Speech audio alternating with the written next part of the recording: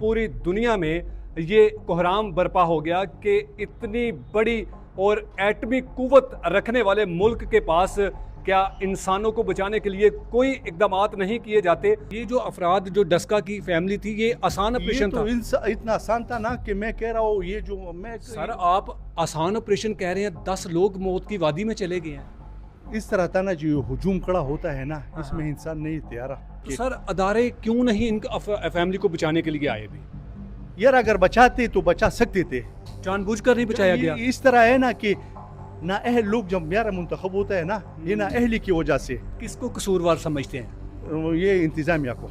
अस्सलाम वालेकुम नाज़रीन, मैं हूं एडी मलिक और सवात का इंतहाई अफसोसनाक हादसा जिसके बाद पूरी दुनिया में ये कोहराम बर्पा हो गया कि इतनी बड़ी और एटमी कुव्वत रखने वाले मुल्क के पास क्या इंसानों को बचाने के लिए कोई इकदामात नहीं किए जाते।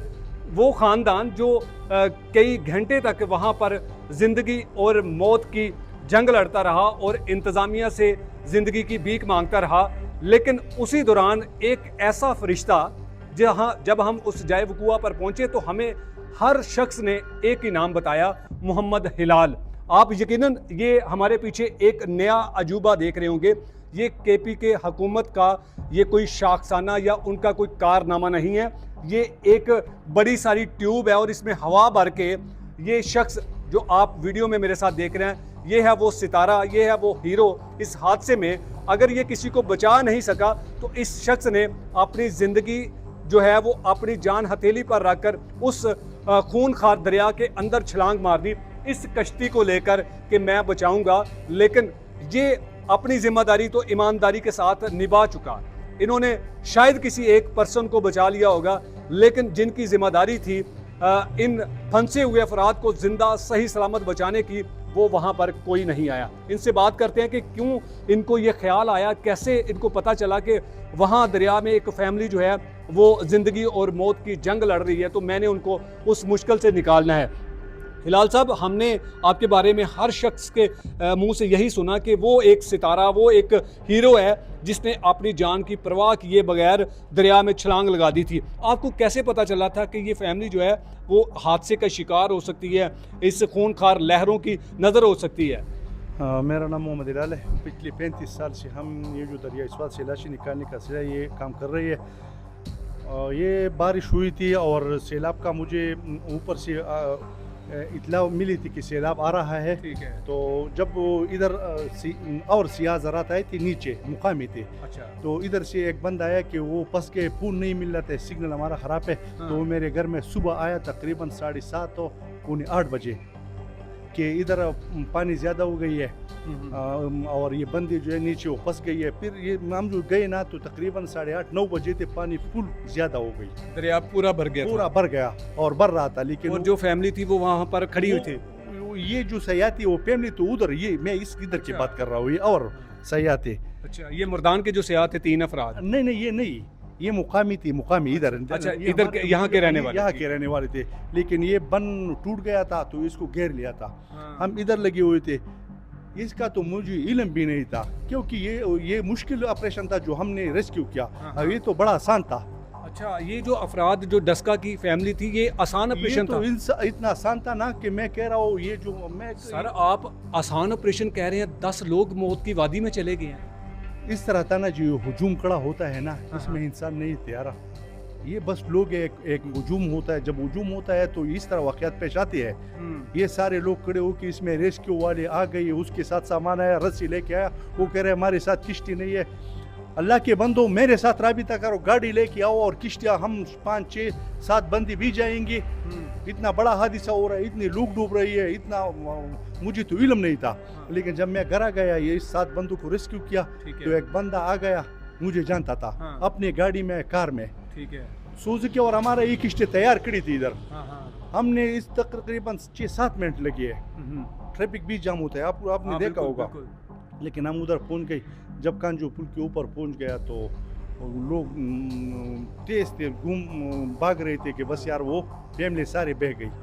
फैमिली उस वक्त जब आप पहुंचे तो वो बह गई थी। मैं उधर 1-2 बंदे जो आपने वो झोपड़ी देखी है ना, ये लोगों ने वीडियो बनाई है, तो फिर गए थे 1-2 बंदी उधर है। हमने उस जगह जो आप कह रहे हैं कि मुश्किल है, हमने उससे ज़्यादा मुश्किल जगह पे पहुंच के उन जो बंदे थे उनको रेस्क्यू किया उधर से। अच्छा, एक वीडियो सोशल मीडिया पर गर्दिश कर रही है कि एक अकेला शख्स इसी तरह की एक कश्ती के 2 चप्पू लेकर वो उस फैमिली के करीब पहुंचता है लेकिन उनको बचा नहीं सकता। वो आप थे उस वहां पर पहुंचने वाले? वो मैं नहीं था जी, अच्छा। वो रेस्क्यू वाला था। और ये इंतहाई ये बुज़दिलाना पहल किया इन लोगों ने, क्योंकि एक किश्ती एक बंदी से चलता है लेकिन रोकने वाला तो कौन है, इसके साथ हेल्पर ज़रूर होगा। ठीक है।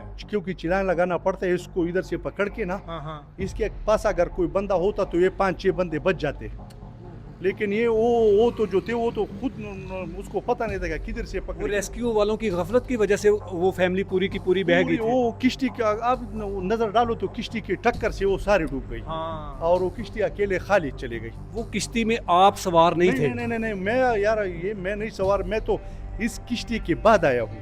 तो जब आप बाद में वहां पहुंचे तो कितने लोगों को आपने रेस्क्यू किया? हमने 2 बंदों को रेस्क्यू किया है, लेकिन उधर एक बंदा था वो उधर, ये जो सारी फैमिली थी ये तो बह गए थे। ये तो मैं कह रहा हूँ ना, दसके की किसी फैमिली के मेंबर को आपने रेस्क्यू नहीं किया? नहीं, वो तो सारे बह गए थे, सब बच्चे भी, खवातीन भी? बच्चे। इससे पहले जो 2 बंदे थे ना, हाँ। वो किनारे पे उधर का, हमने ये मुझे पता नहीं कि ये मर्दान के उसका उस टाइम का मुझे पता नहीं था, क्योंकि जो डेड बाडियाँ निकली है ना, हाँ। इसका भी मुझे कसम से मैंने वो डेड बाडी उधर रेस्क्यू वालों को जो रास्ते में दिया, क्योंकि मुझे पता कि अभी जिंदा नहीं बच गई है तो डेड बाडी का। अच्छा हिलाल भाई, मुझे बताइएगा कि इतना बड़ा हादसा हो गया, कसूरवार आप किसको समझते हैं? कसूरवार जो इधर का मुकामी जो होटल वाला है, इंतजामिया है। हाँ। क्योंकि जो होटल बनी हुई है इसके सामने कोई सेफ्टी नहीं है।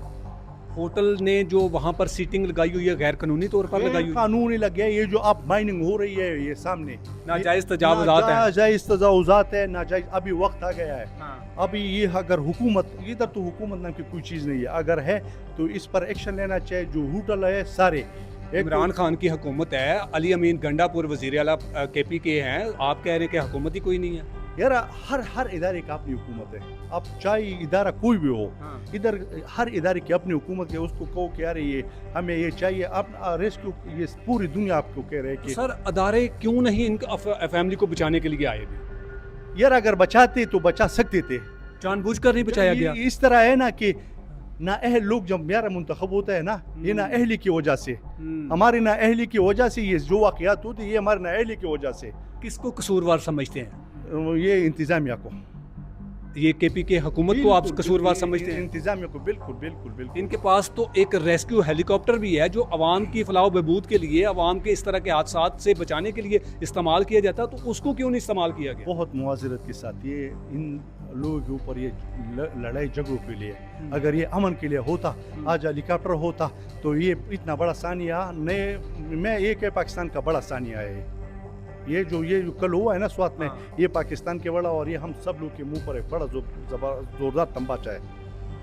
नाज़रीन, आपने इस हीरो की सारी गुफ्तगू सुनी है कि इस हादसे ने किस तरह से हर शख्स को जो है वो झंझोड़ के रख दिया हुआ है। ये जब वहाँ पर हादसे पर पहुँचे तो वो पूरी की पूरी फैमिली जो है वो इन बेरहम लहरों की नज़र हो चुकी थी।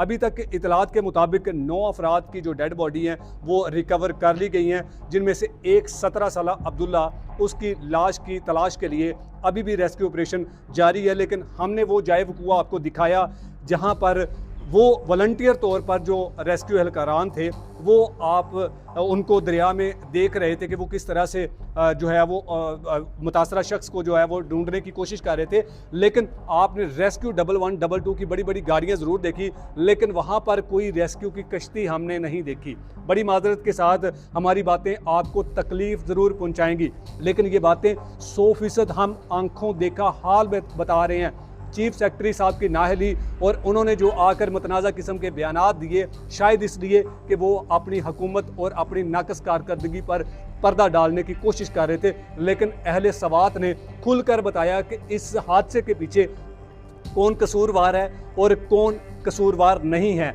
अगर इस दरिया के किनारे पर जो बनाए गए जितने भी होटल मालिकान की तरफ से होटल बनाए गए और होटल वालों ने नाजायज़ तजावज़ात इंतज़ामिया के साथ मिलकर दरिया के किनारे पर सीटिंग बनाई हुई है। जब सयाहों को आप खुद दरिया तक पहुंचाने के लिए सहूलतकारी पेश करते हैं तो फिर कौन चाहेगा कि जब खाली सूखा दरिया होगा तो दरिया के अंदर जाकर दो तस्वीरें बना लेंगे। लेकिन इंतज़ामिया की जानिब से ये कहा जा रहा था कि 28 जून तक हमने अलर्ट जारी किया हुआ था कि इस दरिया में सैलाब आ सकता है, सैलाब का खदशा है, लेकिन यहाँ हमें किसी ने नहीं बताया कि अलर्ट जारी किया गया था या नहीं किया गया था।